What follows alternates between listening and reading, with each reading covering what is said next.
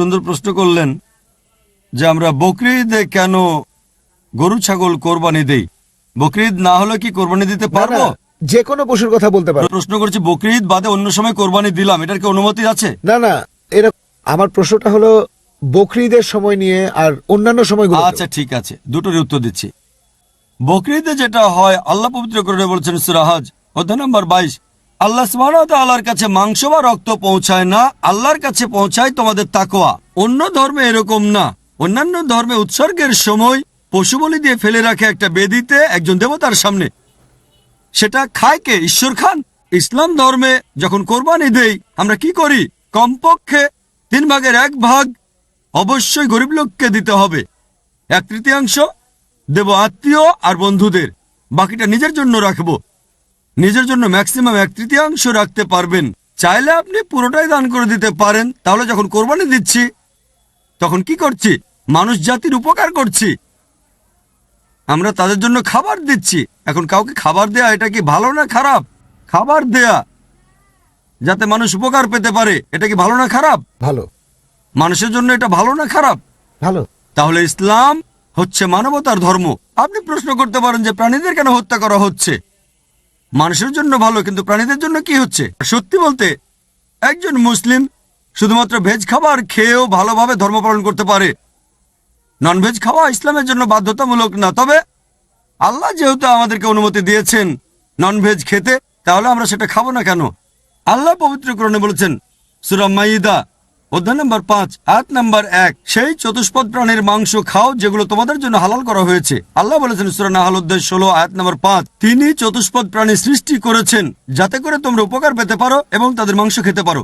এই কথাটা আবারও আছে সূরা মুমিনুন অধ্যায় নম্বর 23 আয়াত নম্বর 21, যে গবাদি পশুর মধ্যে রয়েছে নিদর্শন, তাদের উদরের দুধ পান করো এবং তাদের মাংস তোমরা খাও।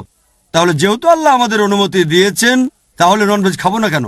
এবার লজিক্যাল কারণে আসি। এখনকার বিজ্ঞান বলছে যে ননভেজ খাবারে, মাংস জাতীয় খাবারে প্রচুর ভিটামিন থাকে, আর এটাই একমাত্র খাবার যেখানে পরিপূর্ণ আমিষ আছে। আমাদের মানুষের শরীরে 23 রকমের অ্যামিনো অ্যাসিড আছে যেগুলোর প্রয়োজন হয়। এগুলোর মধ্যে 8টা অ্যামিনো অ্যাসিড শরীর তৈরি করতে পারে না, এগুলো পাই আমরা খাবার থেকে। এমন কোনো ভেজ খাবার নেই যেখানে এই 8টার সবগুলোই পাবেন। শুধুমাত্র মাংস জাতীয় বা নন ভেজ খাবারেই এই 8টা অ্যামিনো অ্যাসিডই পাবেন।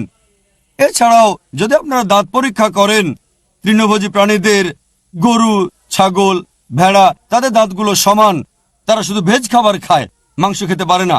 এরপর যদি দাঁত পরীক্ষা করে দেখেন মাংসাশী প্রাণীদের, বাঘ, সিংহ, চিতাবাঘ, তাদের মুখের দাঁতগুলো সূচালো যাতে মাংস খেতে পারে, এই জন্য তাদের দাঁতগুলো থাকে সূচালো। তারা শুধু মাংসই খায়, ভেজ খাবার তারা খেতে পারে না। যদি আয়নার সামনে দাঁড়িয়ে আপনার দাঁতগুলো দেখেন, আমাদের সূচালো দাঁত আছে, আবার সমান দাঁতও আছে। আমরা সব ধরনের খাবারই খেতে পারি। যদি আল্লাহ চাইতেন শুধু ভেজ খাবারই খাবো, তাহলে আমাদেরকে সূচালো দাঁত দিলেন কেন? ননভেজ খাওয়ার জন্য।